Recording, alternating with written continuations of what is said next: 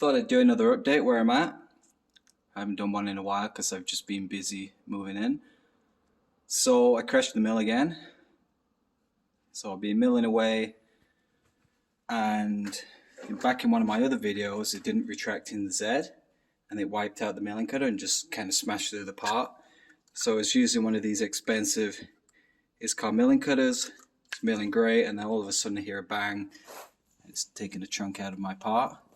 So there's bits of milling cutter kind of just everywhere. So I thought it was a problem with the drive again, because this has happened, but it turns out it was actually the servo. So I don't know if this is the driver error or it's just the servo's worn out, but it's burnt out. So you can see it's really cooked. It's no good anymore. It's toast. I've been saying for a while I'm going to replace the servos on this thing to AC servos. I just didn't have the money, and the DC drives were working great, and the X and Y work completely fine.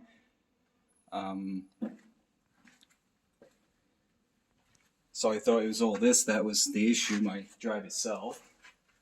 Originally, when I moved, I had a bit of an accident. Dropped the power supply and it put a hole through my filter capacitor. It's pretty expensive. So I replaced those. I had some capacitors spare, so there's like 5 capacitors in there. And I thought these DC drives were the issue, but I think it was actually just the servo all along. Well, anyway, I picked some servos up, got these second hand. I got 4 of these servos and 4 drives for $7.50 Canadian. So it's a complete mess around here at the minute, but these are the drives and then the servos. They're 1 kilowatt, so they're probably quite comparable, but they've got a 1,000 pulse encoder, which is set up for 4,000 pulses per rev. So it's a bit more accurate than the DC drives, which doesn't really matter anyway. And these are set up for pulse and direction from the original person, and they work great. So I've got 4 motors, 4 drives. I've got all the cables, but I've only got 1 full cable. So right now, I'm just going to get the Z working, finish off what I'm doing, work on all my other stuff before I replace this. But this is a metric servo. So that's a 16 mil shaft instead of a 5/8, which is about 15.86. So I'm going to have to bore this out to 16 to fit this. And then this is the plate for the servo itself. I'm just going to bore this out on the lathe to fit this flange. So once I got the Z working, I can set this thing up, get it milling again, and work on my other stuff. Because there's this big mill to work on. So I've literally just finished all the mechanical parts. Done all the oil lines, cleaned everything up. I've just replaced all the hydraulic lines, so everything's looking nice and pretty. Everything's been cleaned. The slides, the grips are quite damaged on this, but it turns out they're actually okay. A lot of work. I've refurbished all the servo drives, so just show you in this cabinet.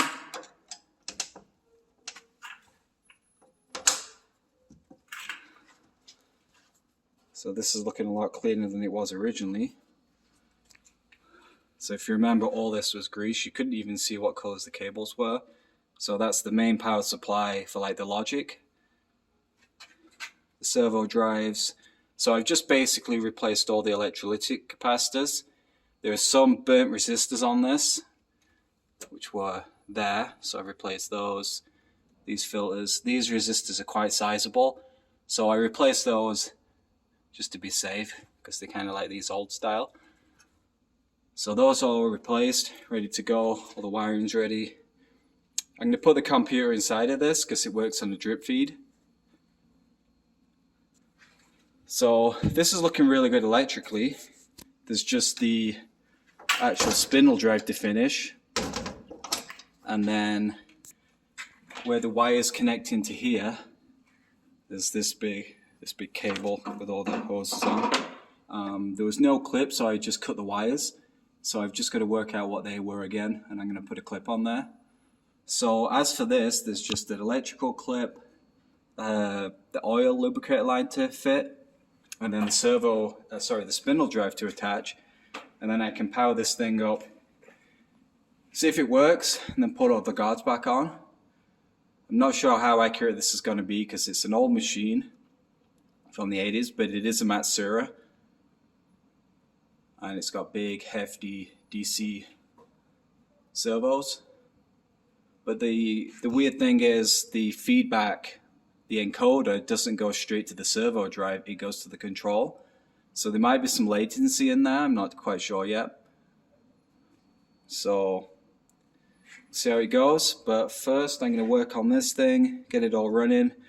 Once I've got the work out of the way on this, and maybe the Matsura is working, I'll replace all these to AC servos and redo the power supply. Power supply is pretty heavy and bulky anyway. It weighs like nearly 200 pounds and it's kind of hard to move around. And the DC drives are still good, so I can sell those on. And there's still 2 good DC servos I can sell. So I'm going to get to work on that, and I'll see you in 30 seconds. So I put the plate in the forejaw. Now this plate was cut out with a plasma, you can just tell with the surface. So I've tried to get it as concentric as possible. Doesn't matter too much because these holes are elongated, so the actual motor's on a belt, so it's adjustable. The main thing is I'm going to put the clock against here and make sure the plate's flat against the chuck. That just makes sure the servo itself is not an angle. And then the servo itself, I've just got to make flange at 80 mil, and then say this is, let's see how deep it is. So this is 3 mil deep. I'll make that flange 3.5 so it doesn't bottom out, because we want it to bottom on this face. Eventually I'm going to get rid of the belts and just go with direct drive, but with doing that I've got to use some kind of coupling mechanism. So I just want to get this thing working as fast as possible. So I made that part on the lathe. It chattered pretty bad just because I've just not got the right boring bar in. So it's measuring 80 mil and it's about 3.4 deep, so it should work. And I just turn this for the hell of it. So I'm just going to put that against the plate, drill some guide holes, tap them, and then I'll work on that pulley. So find some screws, tap them 1/4-20 because I didn't have my M6 tap. So this thing fits in really good. These do stick out, but I'm pretty sure it misses the casting. So this is 16 mil, and my pulley is 5/8, which is 15.86. So I'm going to try and get this clock properly in the chuck. I'm not going to hold it on the ends, just because I might not get it quite straight. So I'm actually going to hold it on these flanges, which is a little bit dodgy. And I don't have a finger type dial indicator, so I'm going to have to dial it on the outside here and just hope everything's going to work out good. I mean, eventually it will be direct drive, so for now it should work. So I've clocked it this way and this way, got them within half a thou. I don't have the right boring bar, still need to buy one, so I'm doing an old trick. I'm using a milling cutter. So this is about 15 millimeter, this is going to be 16. I've used some shimming to get it right. It's got a Weldon shank, so I've been able to clamp onto that, and then with the dial indicator, when I move it, I've just got to make sure that this side is sticking out further, this side is in. So when I go in, I'm going in at a slight angle because I only want to cut on this corner. but the angle's got to be shallow enough that when I start getting through there, I'm not going to start catching here. So I've only got to take 0.1 off, so we'll see how this goes. I brought it down on the lathe. It's quite a tight fit. I noticed that the flange was running perfectly true, but I could see through the chuck that this was bouncing a little bit. Like spinning like this, it actually looks really good. It's just bouncing a little bit there. The key doesn't fit, but I made sure that the set screw lines up with the shaft, so I'm just going to put it through there. It'll be okay. It's only temporary. So I'm going to fit it to the machine and hopefully it works. So here's the drive, wired up. So originally I was using these things, and these connect by a RJ45. So I've cut the wire from the original and then spliced it into this. This is just kind of a temporary solution. I'm not using a heatsink on these yet because I'm just going to run them slow. And we'll see how it goes. I'm not accelerating fast. There is a built-in resistor on this.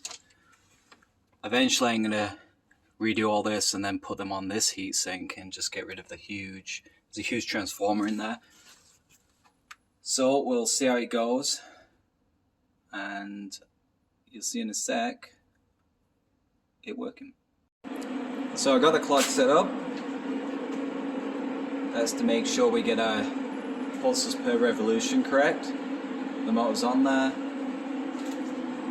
So the original servo, the original encoder, was 2000 pulses per rev, and I know that I had it on ×2, so it was actually 4000 pulses per rev. And in my configuration it was 20,000 pulses per inch, so that's a pitch of 0.2 inches on the lead screw. So I just checked the parameter settings on the drive and it's 10,000 pulses per revolution, which is way too high. I think the encoder is only 1,000, and if you go with because it's a quadrature encoder, you can get up to 4,000 pulses revolution. 10,000 is just overkill, it's not going to be any more accurate. So I changed the settings and I'm just moving it up and down in Z. So we're currently at 0.1 inch, which is at a 0. So if I then move this 0.1 inch, it should move all the way back around to 0, which is about there, which it is, same spot. So I'm happy that that's working. So I should be ready to go. I haven't checked what settings I can get away with yet. That's going to depend on my motion controller, and with 50,000 pulses per inch, I'm not sure how fast I can run it. I'm going to have to change the parameters on the drive, but it only lets me move it one at a time. So I've got to input that like 9,000 times, so I'm not looking forward to that. And we'll just turn the feed up. So it's working again, thankfully.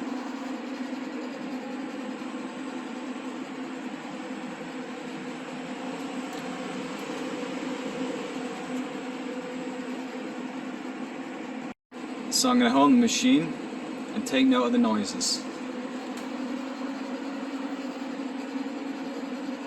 So this rapids to the limit switch and then backs off, and then once it's backed off and the switch is released, it'll then back off another inch.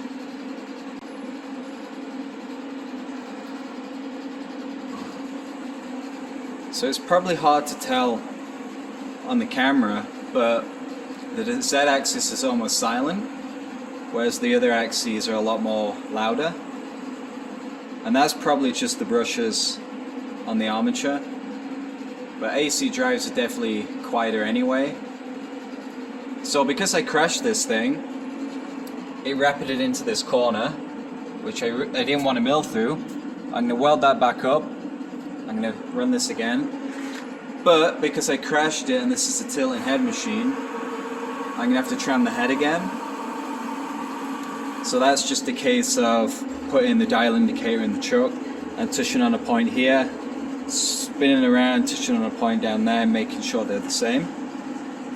And because I've got to tram the head, I've got to reset my workpiece, which is not great. It's got to be a really accurate part. But you'll see in a sec, you'll see it running milling again hopefully. So I'm going to go and tram it. I'm not going to show you that because that's boring. And we'll see. Now it's homed. It's ready to go.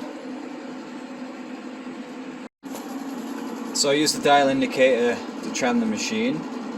So you touch on a point here, and then you swing around and touch on a point here.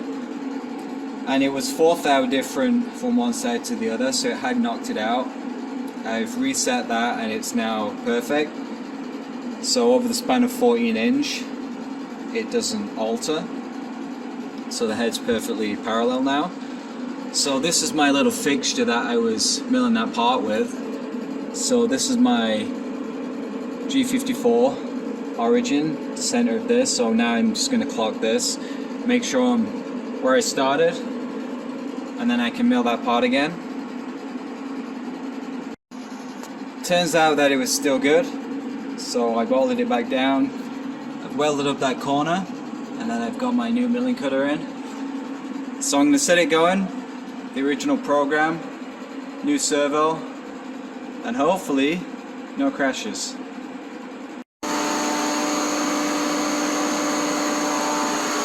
So the machine's milling again. It's past the point which it crashed last time.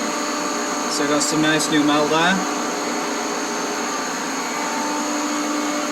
So the issue has been fixed.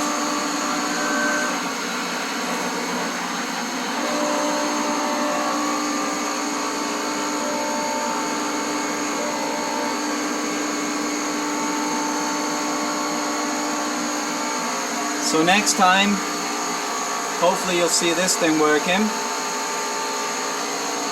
Just working on the wiring now to connect the switches inside the head to the control.